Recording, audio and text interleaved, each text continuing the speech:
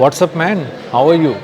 وی love Pakistan. بہت سے جملے ایسے ہیں جو سوئٹزرلینڈ میں جے ڈی وانس نے نائب امریکی صدر نے کہے اور وہ پوری دنیا میں موضوع بحث بن گئے، چھا گئے، اور پذیرائی ہو رہی ہے پاکستان کی بہت زیادہ، اور لوگ اب اس بات کو ڈسکس کر رہے ہیں کھل کر کہ ایک بار پھر کہ پاکستان چھا گیا ہے اور سوئٹزرلینڈ میں چھا گیا ہے، اور مذاکرات کے اس نئے دور میں جب اس نے امریکہ اور ایران کو آمنے سامنے بٹھایا تو وہ چھا گیا۔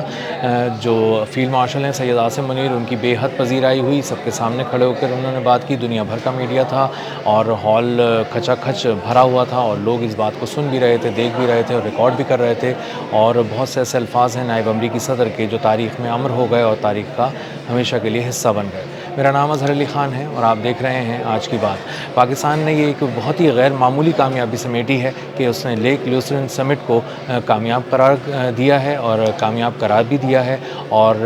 وہاں پر جب پاکستان کا ڈیلیگیشن پہنچا اور اس نے امریکہ اور ایران کو آمنے سامنے بٹھایا تو یہ ایک بہت بڑی کامیابی تھی، اور اس کے بعد ان مذاکرات کو پٹری پر چلاتے رہنا دوسری بہت بڑی کامیابی تھی، اور اس کے بعد نتیجہ نکالنا، ایک معنی خیز گفتگو کرانا اور اس کے بعد نتیجہ نکال کر پوری دنیا کو یہ بتانا کہ یہ مذاکرات کامیاب ہوئے، یہ والی جو نشست تھی یہ کامیاب ہوئی، اور اس کی کامیابی کی ایک دلیل یہ ہے کہ بہت سارے اہم پہلوؤں پر بات کی گئی، اور اس کے بعد آنے والے دنوں میں ٹیکنیکل سطح پر ان مذاکرات کو آگے بڑھایا جائے گا۔ یہ ایک اور بہت بڑی کامیابی تھی۔ تو دنیا کو یہ پیغام ملا وہاں سے کہ سوئٹزرلینڈ کے ریزورٹ میں ہونے والی ایک بہت ہی بڑی عالمی سطح کی جو ایک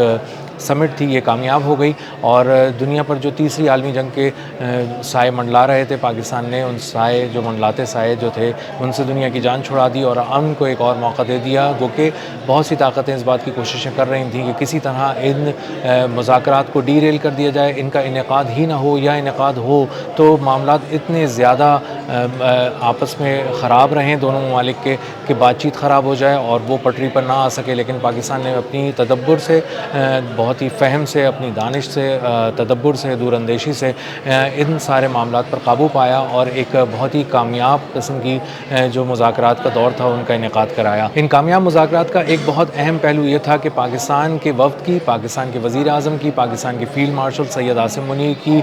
بہت ہی غیر معمولی الفاظ میں پذیرائی کی گئی، اور پوری دنیا نے ان الفاظ کو ریکارڈ کیا جو نائب امریکی صدر جے ڈی وانس نے کہے۔ سب سے پہلے جب وہ داخل ہو رہے تھے تو انہوں نے میڈیا کے سوال کے جواب میں کہا کہ وی لو پاکستان، ہمیں پاکستان سے پیار ہے، اور اس کے بعد جب ان کی فیلڈ مارشل سید عاصم منیر سے ملاقات ہو رہی تھی تو جے ڈی وانس نے سید عاصم منیر کو گلے لگاتے ہوئے کہا، یہ BBC نے لکھا ہے کہ WhatsApp main, how are you, یہ کہہ کر انہوں نے ان کو بہت ہی مسکرا کر ان سے گلے ملے اور اس کے بعد ہاتھ ملایا، اور اس کے بعد انہوں نے ایک موقع پر جب وہاں تمام ہی لیڈران موجود تھے انہوں نے کہا کہ ان کے لیے دنیا میں دو شخصیات بہت اہم ہیں، ایک انڈین ہیں اور ایک پاکستانی ہیں، بھارتی جو ہیں وہ ان کی بیگم ہیں اور اہلیہ ہیں، اور دوسرے جو ہیں پاکستانی وہ ہیں فیلڈ مارشل سید عاصم منیر۔ اور اسی کے ساتھ ساتھ انہوں نے کہا کہ یہ ایک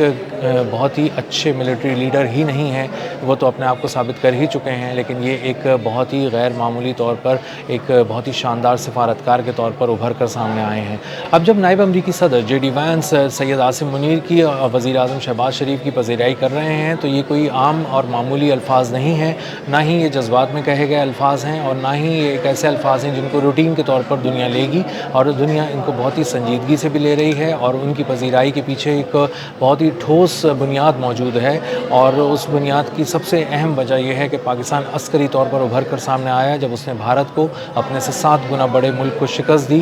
جو ہمیشہ کئی دہائیوں سے اس بات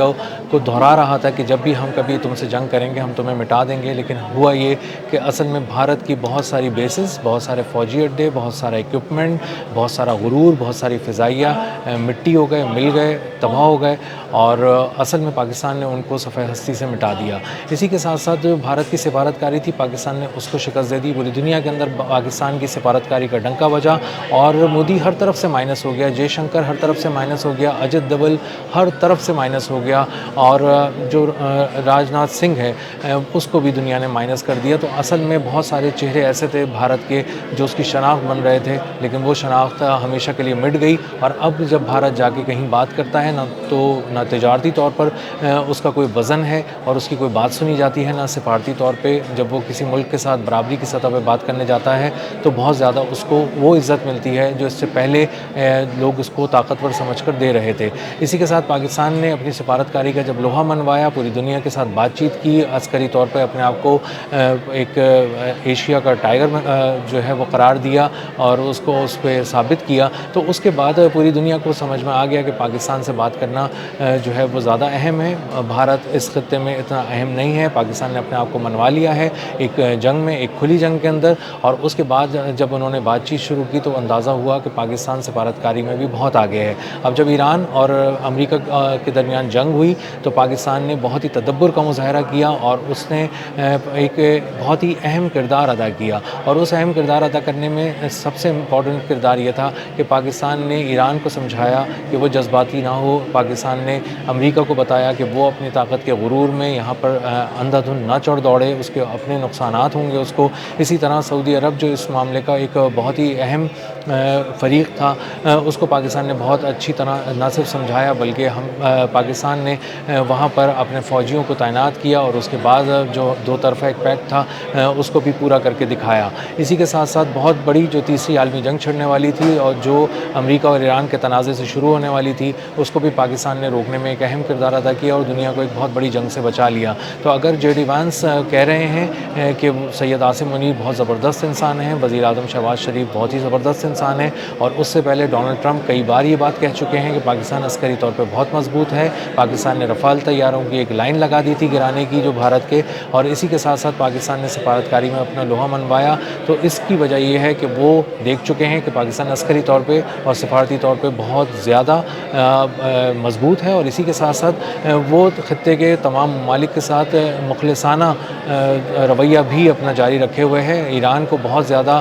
پاکستان نے سپورٹ کیا، بہت ہی خلوص کے ساتھ اس کے تمام مذاکرات کو لے کر چلا. اسی طرح امریکہ کو بھی بہت سی ایسی راہیں دکھائیں جہاں پر امریکہ سمجھتا تھا کہ دیوار ہے، وہاں پہ پاکستان نے ایک دروازہ نکال کر دیا. اور یہی کام پاکستان نے ایران کے ساتھ بھی کیا اور دونوں ممالک کو لا کر ایک میز پہ بٹھایا. اسی کے ساتھ ساتھ جو اسرائیل، جو دنیا کی بہت ساری طاقتوں میں اسرائیل ایک بہت ہی نمایاں طاقت تھی، جو یہ سوچ رہا تھا کہ کسی طرح بھی ان مذاکرات کو ناکام بنانا ہے، پاکستان نے اس کی ہر چال کو ناکام بنایا. اور اسی طرح نتن یاہو آہستہ آہستہ کر کے اپنے ہی جال میں پھنس گیا. اور یہ بات ڈونلڈ ٹرمپ کو سمجھ میں آ گئی کہ اگر مجھے کسی سے خطرہ ہے تو وہ ایران نہیں ہے، وہ اصل میں نتن یاہو ہے. اور نتن یاہو نے ان کے تمام دروازے بند کیے جو امن کی طرف جاتے تھے، جو امریکہ کے باہر نکلنے کی طرف جاتے تھے اس پورے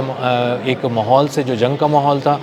تو اس کے بعد اندازہ ہو گیا ڈونلڈ ٹرمپ کو کہ اصل میں مجھے اگر کسی سے بچنا ہے، پیٹھ پہ خنجر اگر میری کوئی گھونپ رہا تھا اور سینے پہ وار کر رہا تھا، تو وہ ایران نہیں تھا، وہ نتن یاہو تھا. اور اسی کے بعد آہستہ آہستہ کر کے نتن یاہو اس حد تک مائنس ہو گیا کہ آج اسرائیل کا کہیں نام نہیں ہے. آج یہ بات طے ہو رہی ہے کہ لبنان